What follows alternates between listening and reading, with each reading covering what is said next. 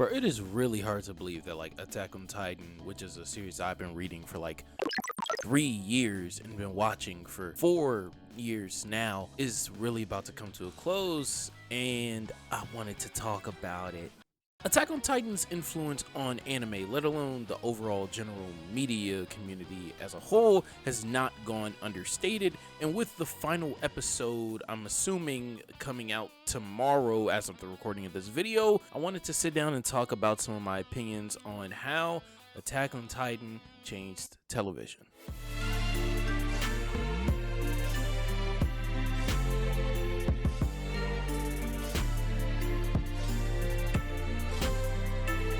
Before Attack on Titan, the most popular anime and shows mostly centered around things like Naruto, Hunter x Hunter, and Fullmetal Alchemist Brotherhood, and if you weren't one of those three, you were delegated and relegated to a very niche audience with not a lot of people praising the intricacies of your series. Subsequently, you can look to series like One Piece and Steins Gate throughout the early 2010s and late 2000s as an example whose series lacked some of the well animated choreographed fights of other series, and therefore their popularity in the West at least suffered because of it. Nowadays you have anime like ReZero and Odd Taxi who are topping the charts in not only like quality when it comes to anime, but also popularity for the respective seasons that they come out, and I think that a lot of that has to do with how Attack on Titan has influenced and transformed media over the past decade. Of course, I know that stuff like Game of Thrones, Lost, and Sword Art Online, and of course other shows also aided to get people to move away from the mandatory,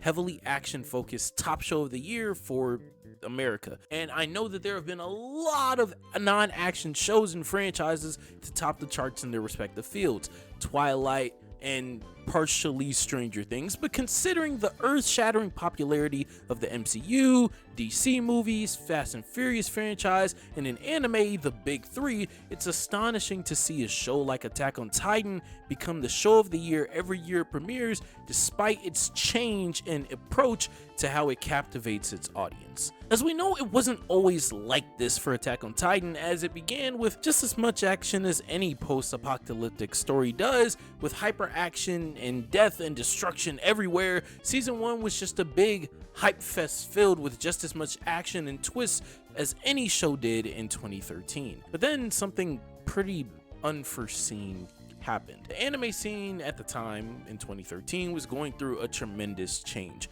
Previous to this year, most mainstream anime were all aired in one singular run with little existence of separate showings of a quote season 2 or a part 2 of the franchise. You can see this in the weekly airings of some of the most popular anime at the time, especially when those shows would come over to the West, as shows like DBZ Kai, One Piece, Beyblade would all just air weekly in America, Yu-Gi-Oh included, on things like Toonami without any real breaks in between, sometimes even doing reruns in the event of no new episode being created, and of course the famous filler arcs that anime has been known for over the past 20 years. The only anime to not really follow this formula at the time was Code Geass, which granted is an anime original story, so they didn't have source material to go off of, which explained the difference between a season 1 and a season 2, as they were creating all new material themselves. And Attack on Titan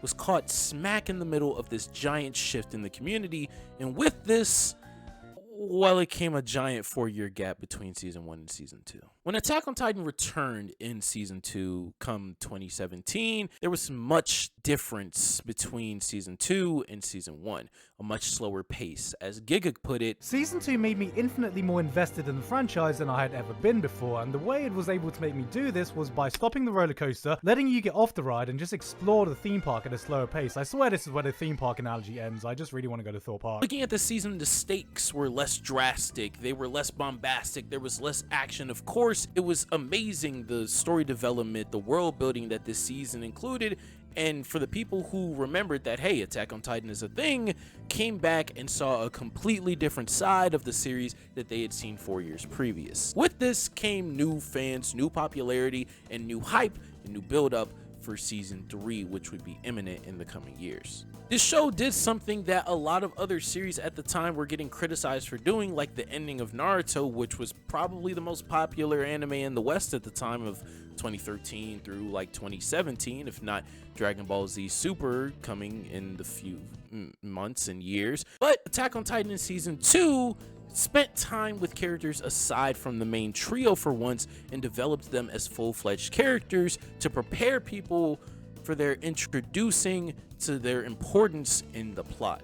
That sentence didn't really make sense, but I hope that you understand what I'm saying. Despite the opinions of some that this season is boring and a lot of people falling off to the series, and like I mentioned before, a lot of people just kind of forgetting that Attack on Titan was really a thing, this season still did numbers. It still was successful not only in the West, but worldwide. And over the years, people would come to realize the greatness of this season and realize that this was really the turning point for the series in general. Not only tone-wise and content-wise, but also the shift in who was watching. Season 3, although including more action than the series previous, made its mark on the world by focusing on the political aspects of the show heavily. With the return to Shigashina arc, it forces the audience to be fully invested in the royalty, lore, and history of the show like never before.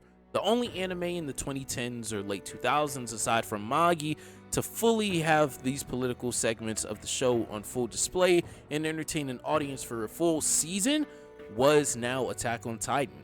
It forced the world's audience to invest itself in the self-sacrificial nature of Erwin, the drama of the Fritz family, and the quest for knowledge led by Armin, and the caveat of other things happening this season, making it one of the best seasons of anime in recent history, if not all time, proving that the world cared much more about Attack on Titan beyond the 20-meter hulking titans in well-animated fights. Not to say that this also didn't have a lot to do with the show's popularity. We still see things like the Kenny and Levi fight that go amazingly. Of course, when they go down in the cavern, that's amazing, and all that trends on Twitter that prompted the show to get pushed back into popularity even more, and it still helps. And then of course we have other cases like Demon Slayer, which prove that yeah, there's still an audience that only cares about the big bad fights and the amazing animation and Sakuga and such.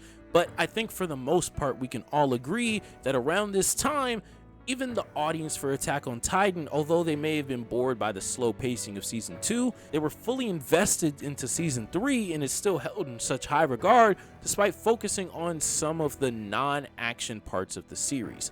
And it's not integral to the series at this point either, as there are multiple episodes that span without any type of conflict or any type of big battle that's really happening. And a lot of the action that's happening at this time is kind of just mindless fodder, if not just lackluster sword fighting, as we all understand that that's not one of the main points of Attack on Titan, even in its action. A lot of the value that comes from Attack on Titan's action is seeing our characters be put in uncomfortable situations that they're not really used to dealing with, and having to talk about it either with themselves or with their opponent and just get past this nuisance of an obstacle. The first time in the series where there's really a foe to be fought with their swords in actual combat is in the cavern when they're facing the squad of the Fritz royal family. And then of course we have season 3 part 2 at the return to Shigashina arc, which just has some of the most well animated fights and amazing sequences in all of anime, with the Beast Titan fight, Erwin's last march, and just everything that happens in that entire arc. It's just amazing. But again, a lot of it doesn't have to do with the action. It has to do with the themes. It has to do with the personal character's quests.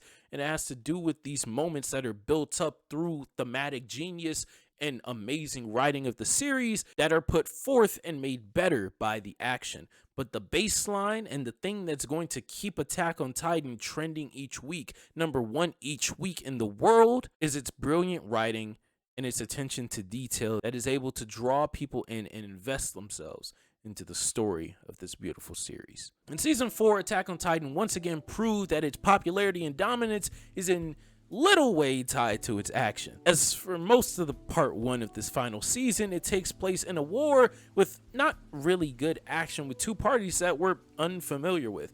So to see that every single week its new episode and discourse is trending on the internet, its ratings top the week in worldwide viewership, and it is easily the most anticipated show week in and week out, is truly a testament to the dominance of this amazing anime. Because if Attack on Titan had been written in a previous era, I'm convinced that its impact and success wouldn't be as profound, and that is a testament to its shifting of the media landscape since 2013. In its wake, we've seen more and more attention from the general audience shifting away from a heavy focus on action and become more accepting of a slower paced, plot-heavy series, delving deep into different philosophical issues and drawing parallels to real-life situations that are easier for people to understand and also enticing enough for people to continue watching. Again, I know that this phenomenon isn't solely because of Attack on Titan. Even in anime, there have been other anime to kind of slow down the pace and really minimize people's expectations when it comes to the stakes, and also just get people to invest more into the politics of a show, into the themes of a show, into the characters, into the relationships, and Attack on Titan isn't the first nor the last to do that. I just think that due to its popularity and dominance, there's no mistake and there's no coincidence in the fact that as Attack on Titan has risen, so have the respect for those series that focus on more obscure things aside from the action. Because I don't think that the general audience would be accepting to that in a world without Attack on Titan.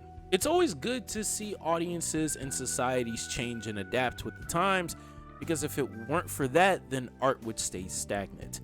And it's good to see that something from our home of anime seems to be changing the world in a better way rather than not. Thank you, Attack on Titan. I can't wait to see, hopefully, the movie that will cover the ending and whatever else you have in store for us in the future. I want to thank you all for watching this video.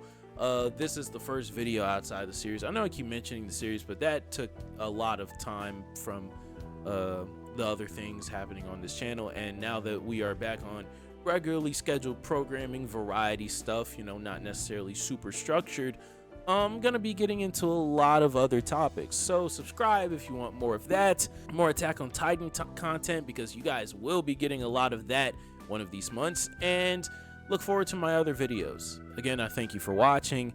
I hope that you have a good day, and I will catch you guys later. Peace.